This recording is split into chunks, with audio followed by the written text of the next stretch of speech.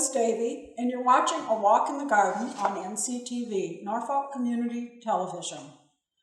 It's mid-February, and I'm inside today. It's snowy and icy outdoors, so I'm working inside today.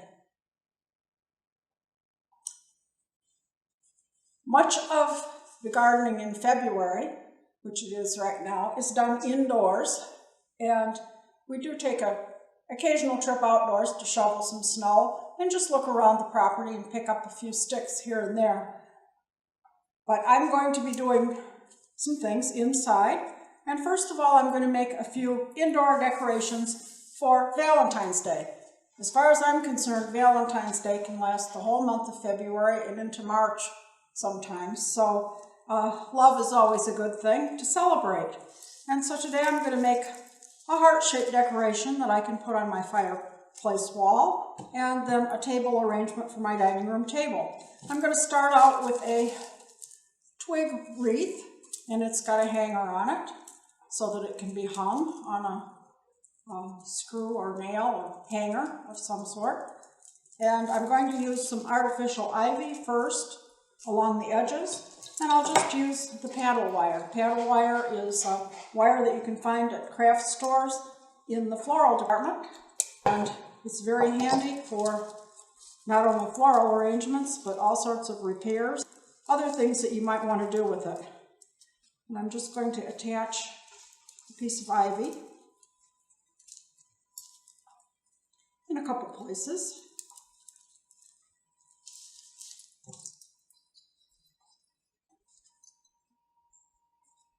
Cutting appropriate pieces of wire. The wire will be on the back. Actually, I reuse these twig wreaths during different seasons and even outdoors just without any embellishment. I have several of them, and they come in handy just for little decorations. Due to COVID, I'm not doing any shopping.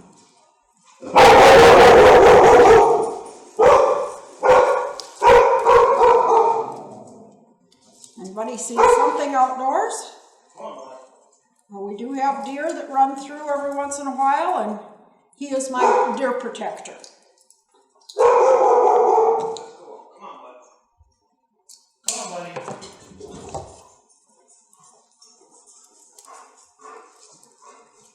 If you've watched my show before when we've been outdoors, no doubt you've seen Buddy, as he helps me in the garden as well.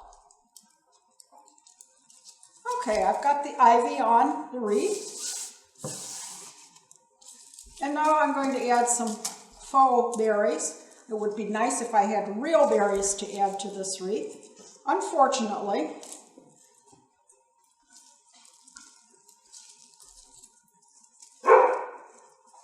the birds have eaten all the berries that I have outdoors. That's one of the reasons I grow them, so I guess it's all right. And again, I'm going to just fasten the berries to the wreath.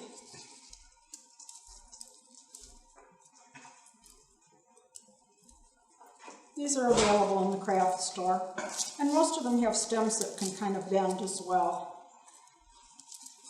We'll get them out of the way.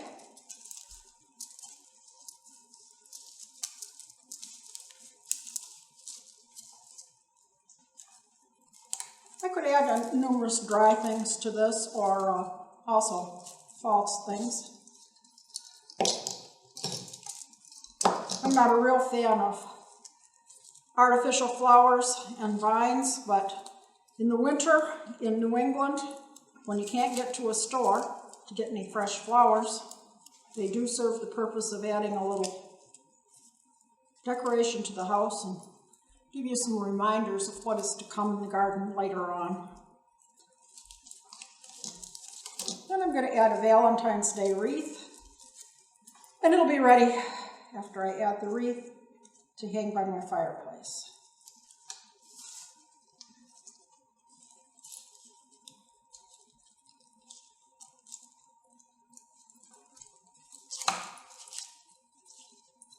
I use wired ribbon when I make a bow for a wreath. it is easy to rearrange because it stays in place with the wire along the edges. You can even do a little pleating of the tails if you wish. But it does stay in place very nicely when you rearrange the individual pieces. So there we have a little Valentine's decoration. Adds a little bit of brightness to the fireplace area. The next thing I want to do is a dining room table arrangement. And for this I'm using dry foam and a few sticks that I picked out of the garden. I'm going to use my dry flowers for this, and these are dried things that I did pick from the garden. And I do have some moss that I purchased, which I can put in around the edges a little bit, just to cover up some of the foam. I also use this sometimes, moss of this type, outdoors. It is a real product, so it is a real thing. Next thing I want to do is add a few flowers around these branches that I put in. They will form a middle of it. And I'm going to cut these off. This is Sedum Autumn Joy. And I'm going to stick these around the bottom.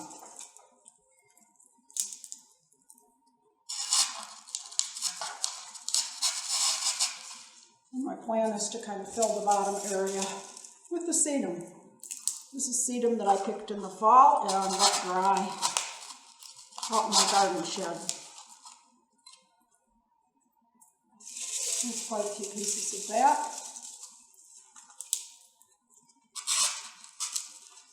I wanted something that was a little red, and this is pretty much all I have of dried flowers. But the sedum does dry nicely.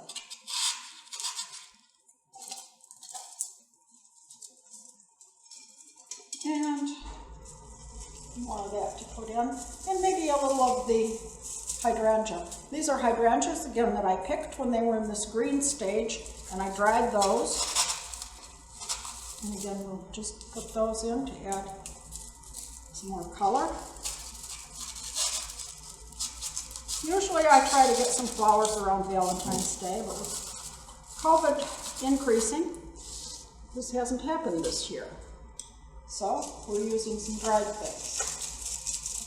And maybe one more of those.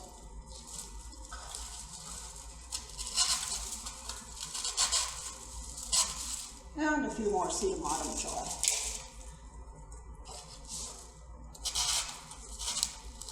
These I'm going to stick in around the edges, again, to cover up that dry foam.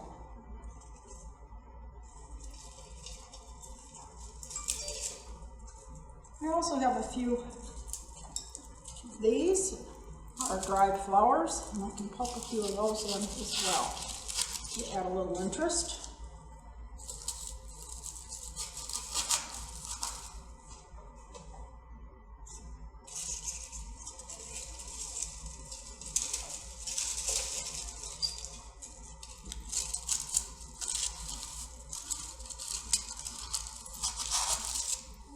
To look and see where we are here. We have a little more foam to cover.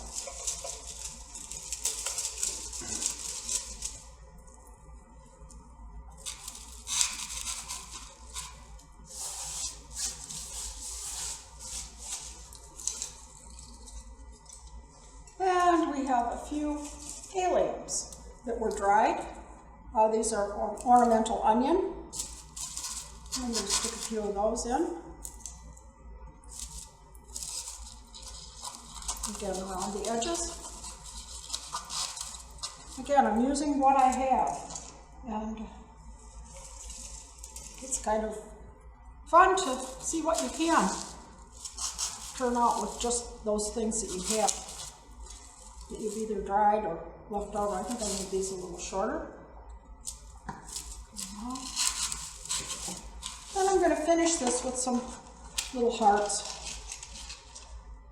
that I've had for many years. They're on little strings, and I can just put a few of those hanging from the branches. Yeah.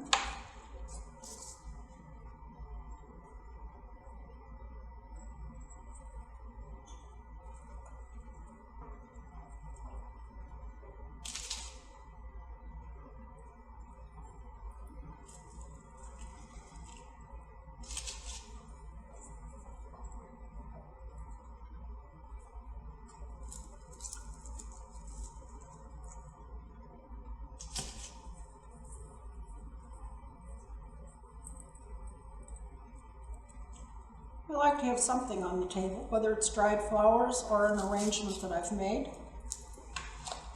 with dried or fresh flowers. This one will last a long time.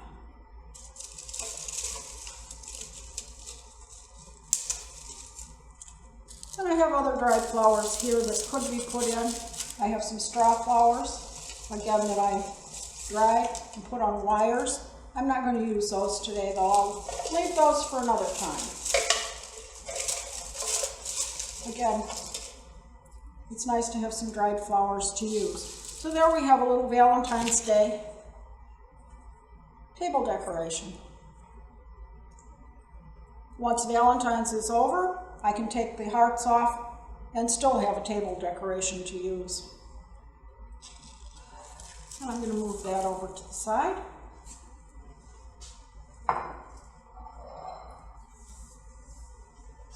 And another one of the gardening tasks, clean this up a little, is houseplants.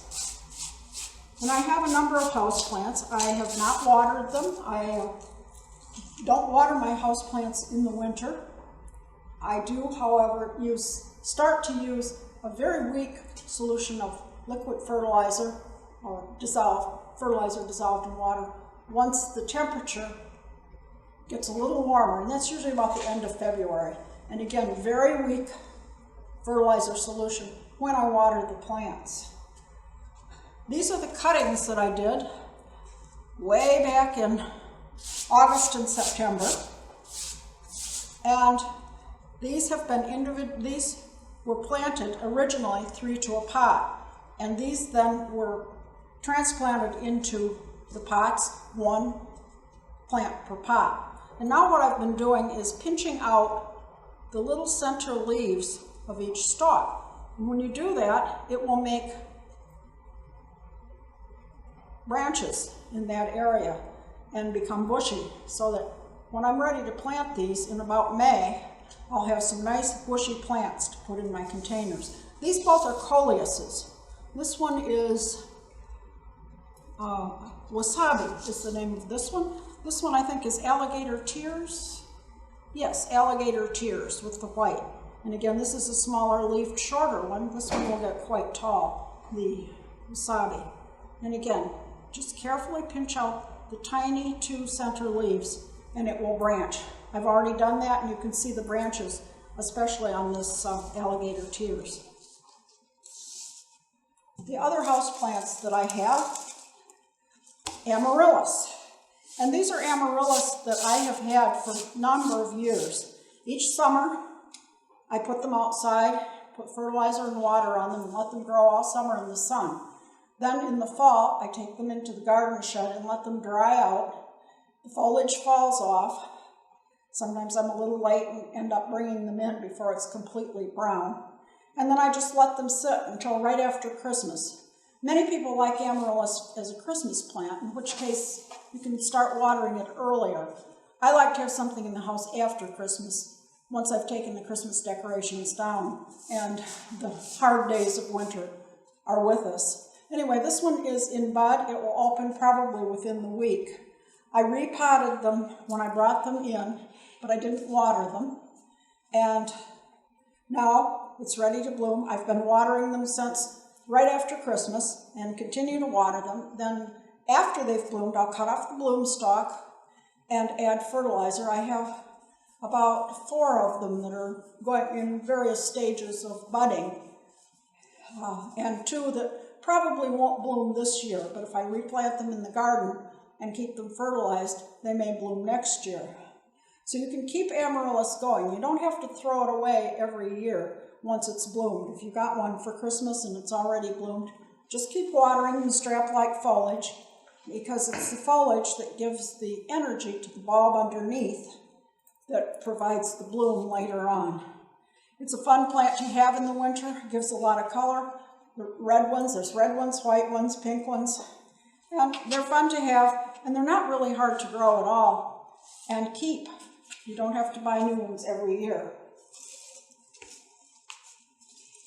The next big thing that's being done right now is planting some seeds. And it's way too early to plant tomatoes. I probably won't do that until about the 1st of April, because our last frost date here, to be generally clear of frost, is about May 15th, maybe even later, possibly a little earlier. But May 15th is a pretty safe date, at least in my garden. So I don't want to have my tomatoes get too long and leggy, the same with peppers, and they won't be planted for a while. But there are other things that I can plant. And I have several ways of planting, and one of them is winter seeding. And to winter seed, I've showed this a number of times, but I will show it again. I use milk jugs, and I poke holes in them. You can use a screwdriver, an awl. This is an ice pick, which probably dates from about 1920, I would say, when people had ice boxes. I also will cut a hole in the middle and then use my scissors, these are kitchen scissors, to cut around about a third of the way up. Be sure you poke holes in the bottom. Last year I forgot to poke holes in one of my jugs, and the plants washed out by the time spring came around. So now I have a little greenhouse, sort of, and I'm going to use some damp germinating soil in it. I purchased this soil. It's clean, so it's weed-free, and it's especially designed for germinating. It doesn't have any fertilizer. If you're using potting soil, make sure it's the kind that doesn't have any fertilizer in it, because it kind of is not good for seeds when they're right starting out. I'm going to add some later, but not right at the beginning. So this year I'm going to try something a little different. I've never done pansies outdoors. I've tried them indoors, and unfortunately, pansies like a cool temperature, but I don't. So my room is not cool enough, and in the lighter areas, to grow pansies indoors. Under my lights, it runs about 70 during the day and about 62 at night. So it's too warm for pansies to grow. And I've read that you can use them for winter seeding. I do winter seed a lot of wildflowers and perennials, but with pansies, it's a new for me. And I'm going to give it a try. It may or may not work. We'll see later what happens. Pansies are a hardy annual plant. It can even be perennial in some areas. And they usually bloom in the spring and fall when the weather's cool. They also like dark to germinate, and I'm trying to spread these little tiny seeds out as much as I can. I've had them germinate indoors, but then they just don't do very well. When you buy seeds, you'll see on the seed envelope what the ideal temperature is for germinating and growing on, they call it, but that means growing after they've come up.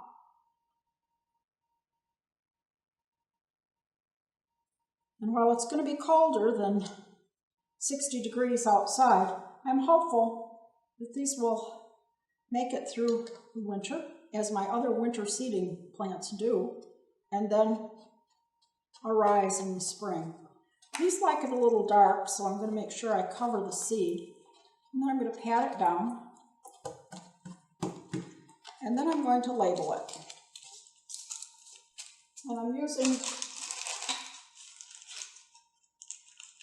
craft sticks for this. These are available in craft stores and online. And I'm using a Sharpie, though I need to look for another type of labeling tool. These sometimes don't work as well, but I label them both inside and out, and hopefully that works. I'm going to close the lid, and then I'll write on it what it is.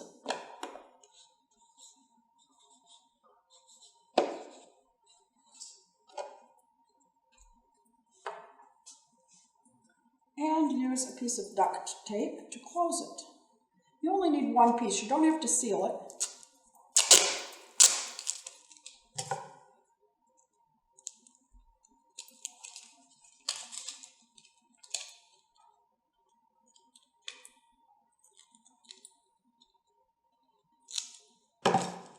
Sticky stuff.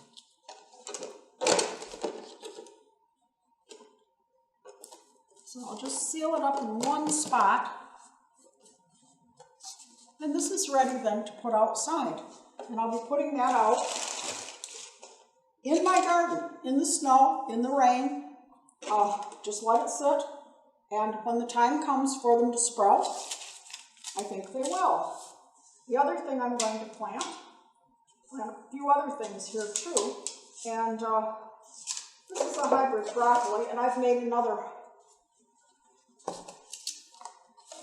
planting box, and I'm making sure that I put holes in the bottom, and I did. And this is broccoli. It's not just for flowers, it's for broccoli too. And I have a list of things that you can start in January and February.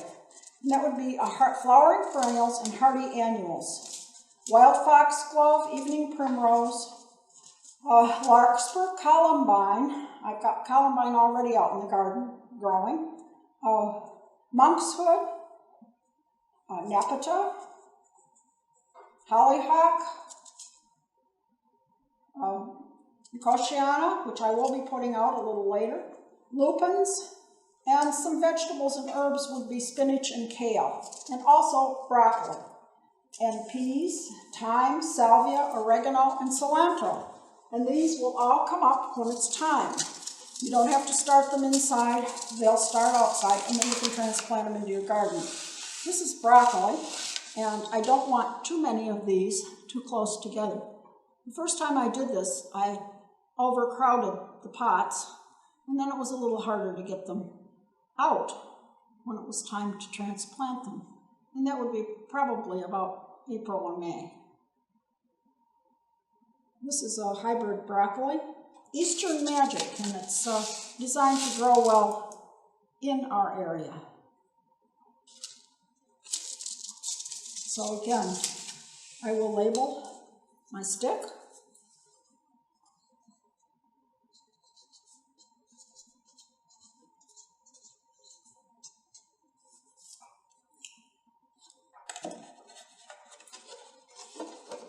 And my container.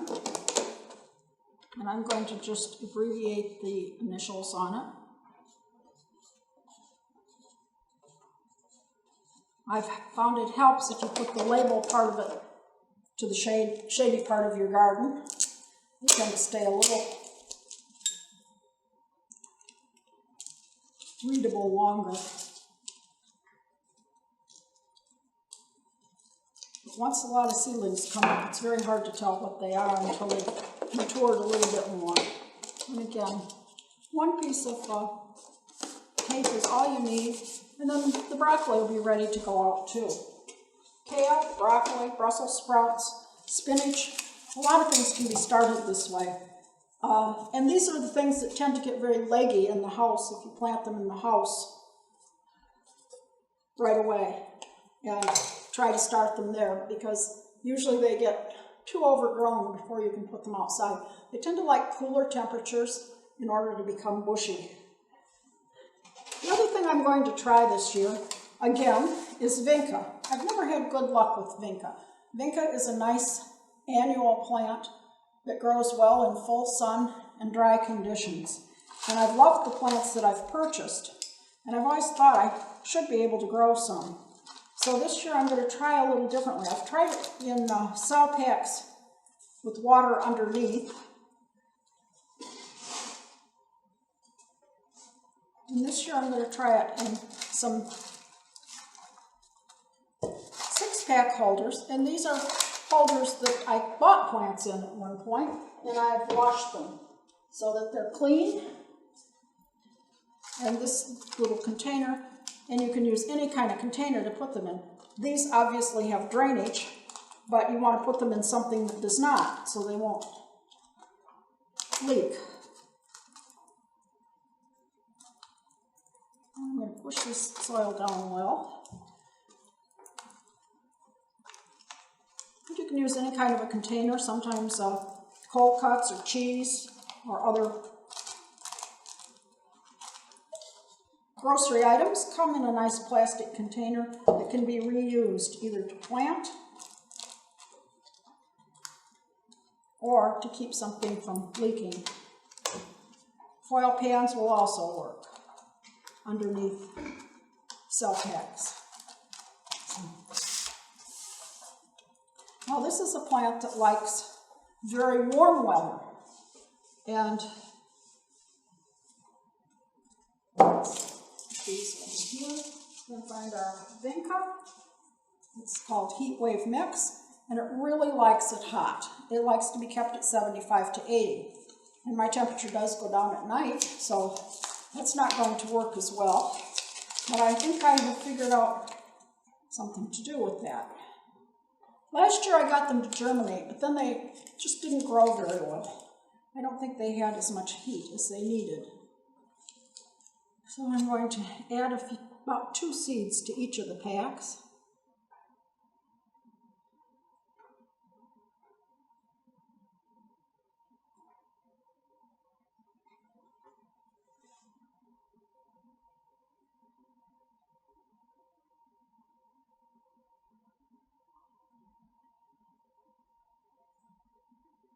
It germinated well, as I said, but then just didn't do much after that.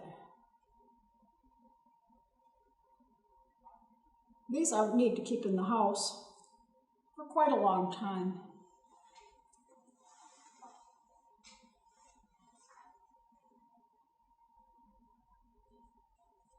A few seeds left. I tried direct seeding it at one point, and it just doesn't have enough time if you direct seed it. It takes quite a long time to grow, so that doesn't work very well either. So I'm going to just press this lightly into the soil according to the package directions.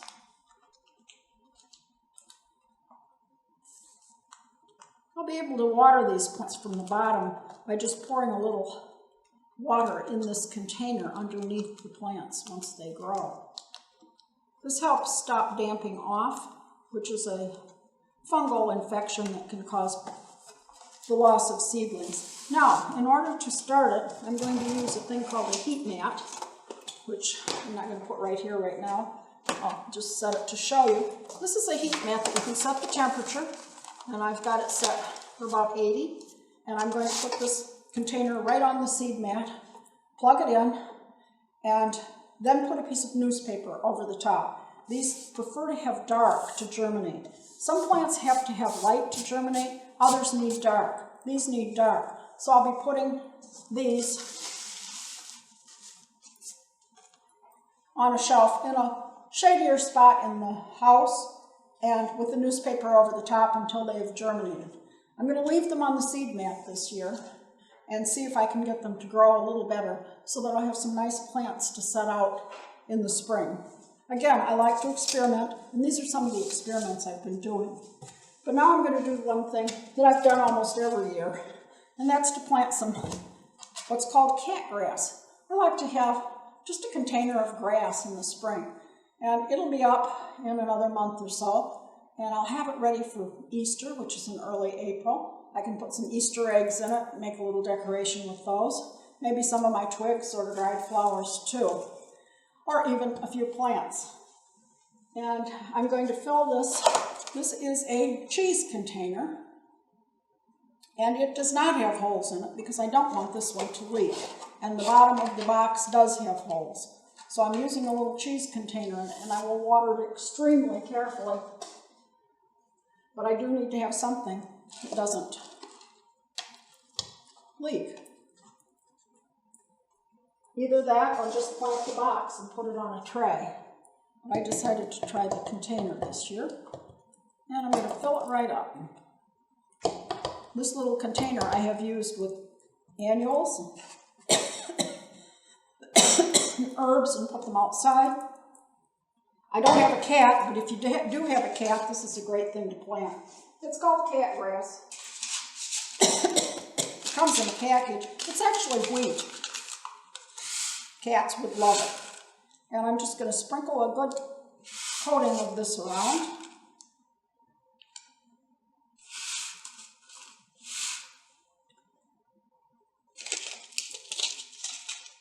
And then put a little more soil on top of it.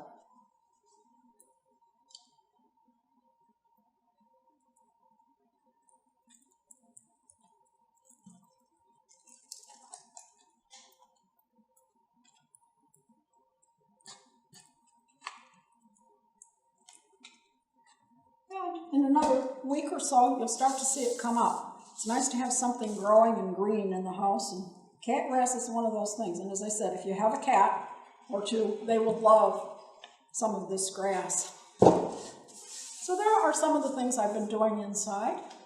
And now we're going to go into the kitchen and do a little cooking. Now we're in the kitchen, and I'm going to be making a nice meal for either Valentine's Day, a birthday, an anniversary, or maybe just an evening meal or a Sunday dinner. I'm making chicken Cordon Bleu.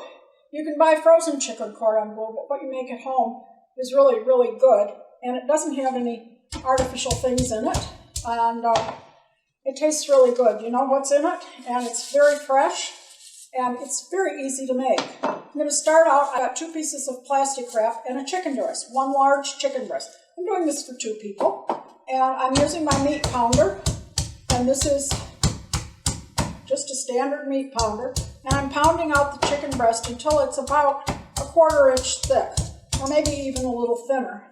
And I'm going to remove the top layer of wrap, and add the filling, which would be little slices of ham, and this is deli ham, and a nice piece of Swiss cheese in the middle. I used 2 pieces and just stacked them. That's the way it's sliced. And then I'm going to be rolling this up so that the cheese will be in the middle. And it may well leak a little bit, but that's part of the dish. Now then we're going to just roll it up.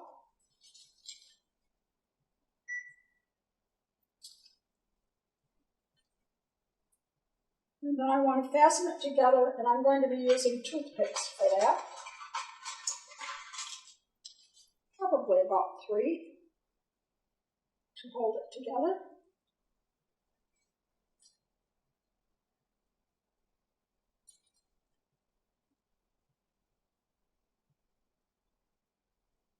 You could also use butcher's twine if you happen to have it.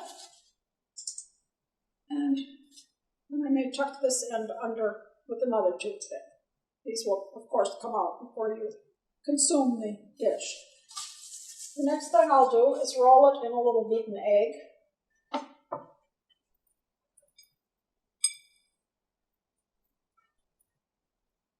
In this dish. And then in some seasoned crumbs.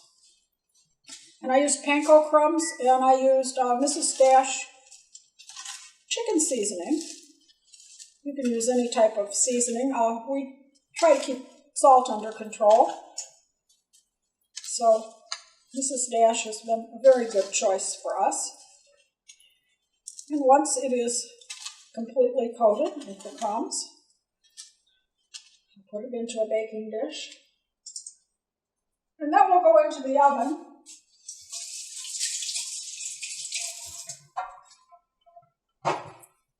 for 30 to 45 minutes. And I'll just set it over here before it goes into the oven. And we'll move a few of these things. The next thing I want to make are some potatoes. And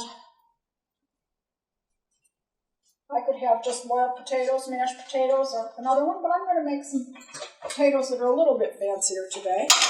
And I'm going to make some potato roses in the muffin pan. And I need to get my butter out of the microwave.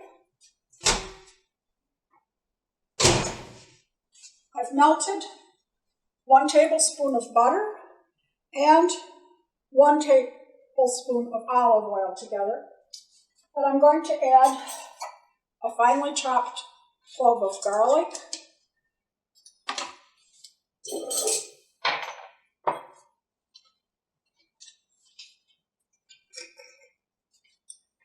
a shake or two of salt,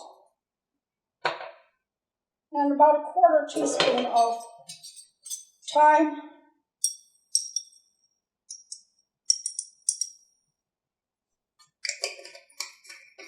and rosemary. And the rosemary, the thyme and the rosemary are garden products. And the thyme needs to be broken up. And you can, because it's so well dried, you can just do that in your fingers and break it up into pieces. And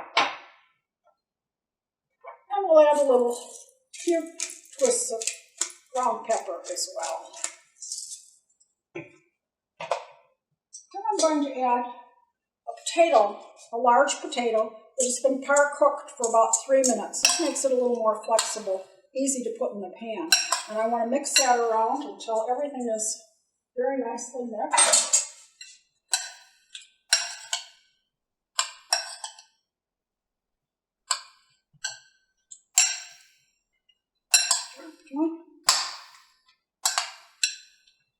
And I'll start putting them in the greased muffin tins. And the idea is to put them around the edges first.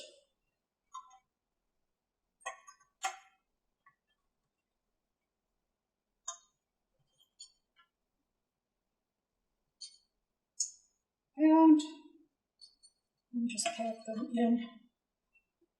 If they're flexible enough, you can actually turn them into a rose type shape. These are not working out that well,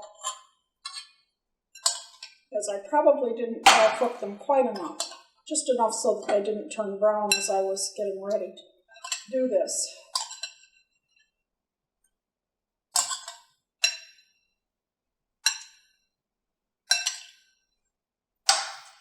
And this makes about 6 with 1 large potato. And these come out as individual servings. And the extra oil and garlic can go on top.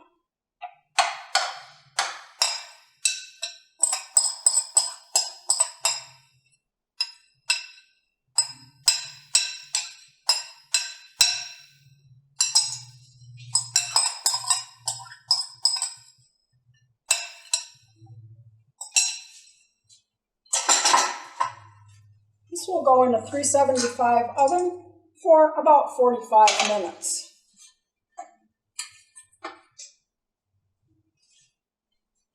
I'll move my board, and the next thing I want to work on is an appetizer. And what I want to do is use the food processor, and I've put in 1 can of drained and rinsed cannellini beans. And those are the cooked white beans. You could also use beans that you've cooked yourself. They come dry as well as like this. And I'm going to add to that 1 clove of garlic,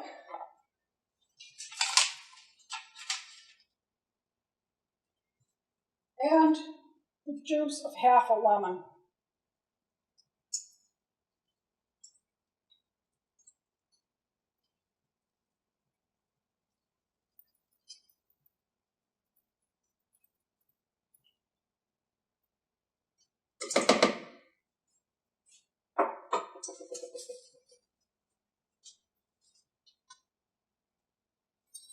And a tablespoon of olive oil. And then we're going to blend this until it's smooth.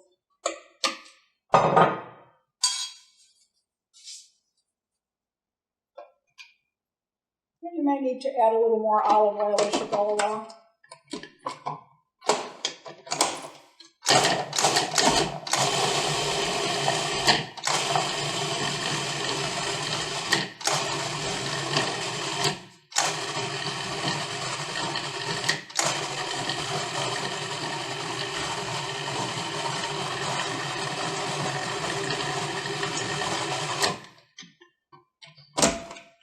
That's all chopped. I'm going to add some sun-dried tomatoes, and probably about a half a cup. And then, because I really want some nice color in this, I'm also going to add a roasted red pepper, a jar of the same. And that will give it a nice color, I'm hoping. Then we need to add a few herbs, and this time I'm going to add basil, and I'll add dried basil. Fresh basil would be nice, but again, it's not the season. And we'll add, again, some thyme, half a teaspoon of fresh thyme as well.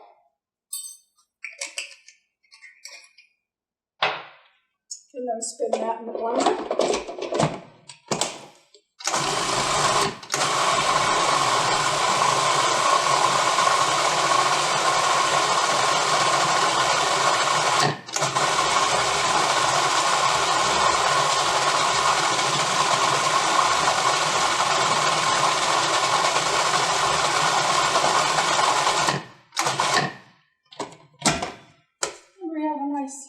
Pink dip.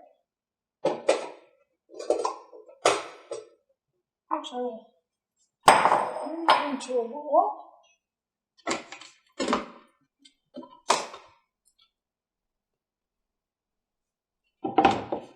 Let's get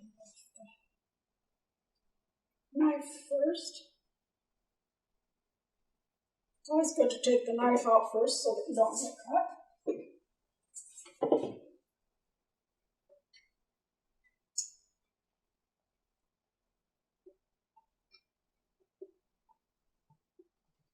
This is a little healthier than those that are loaded with cream cheese and sour cream. Onions are very good for you. It makes a nice appetizer.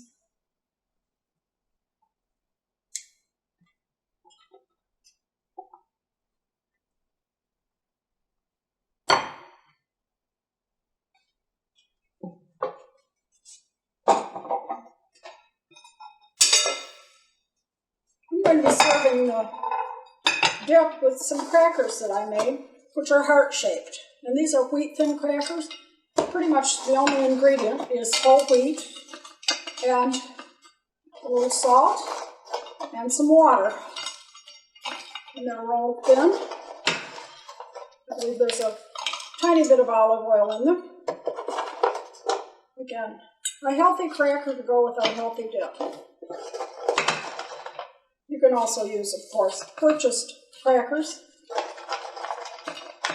but we like these.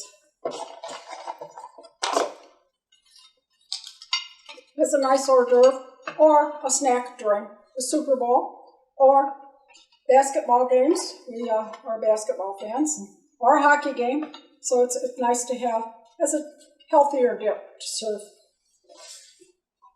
Now we need to have a little dessert. Can't just have all healthy things. And what I'm going to do, I've made some cookies, and these are Linzer cookies.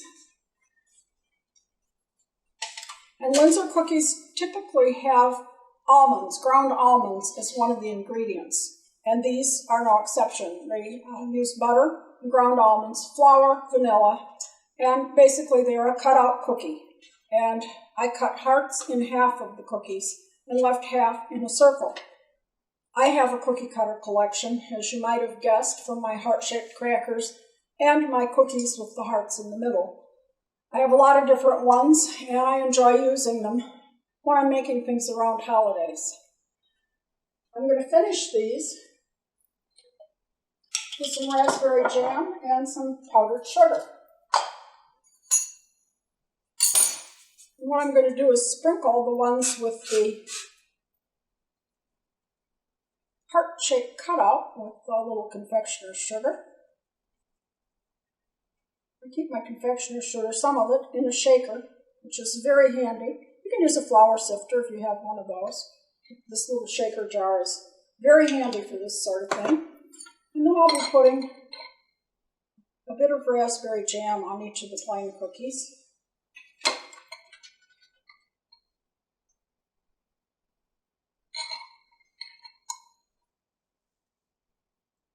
find the Windsor cookie recipe.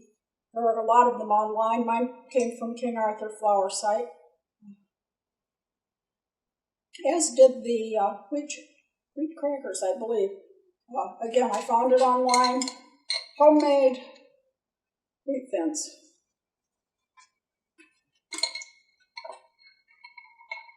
I use a pastry cloth and rolling pin when I'm rolling my cookies. I found and crackers, and it makes life a lot easier than rolling them between wax paper or parchment or even just on the counter. You don't need nearly as much flour, and you don't have a problem with sticking. It's worth it.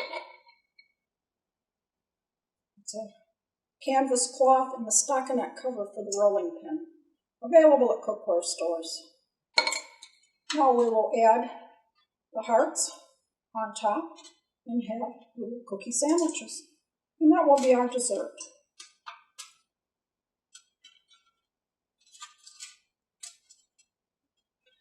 Once all of our items are done, I'll meet you in the dining room and show you the whole meal on the table.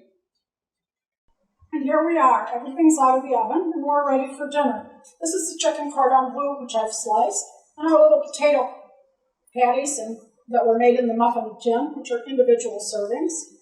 I did make a spinach salad and added some red onion and egg, and I used a vinaigrette dressing with a little apple cider vinegar, olive oil, and a little bit of maple syrup, just to give it a little sweetness. Our dip is ready for an appetizer, and we have our cookies for dessert. So we're ready for a very nice dinner. We have our centerpiece and decoration on the wall that we made a little while ago, and we're ready for our dinner. Now, one of the things I didn't show you, that I will now, are the branches that I've picked outside. And these are branches of forsythia and pussy willows that I've put in water, and they will bloom inside the house. I'll have pussy willows and yellow forsythia, hopefully soon. You put it in water, bring it in the house, and then just leave it and make sure the water stays in it. And they are budded, so they will bloom in the house and give us a taste of spring while the snow is falling outside. Thank you for joining me. I'm Liz Davey. You've been watching A Walk in the Garden with Liz Davey on NCTV, Norfolk Community Cable Station.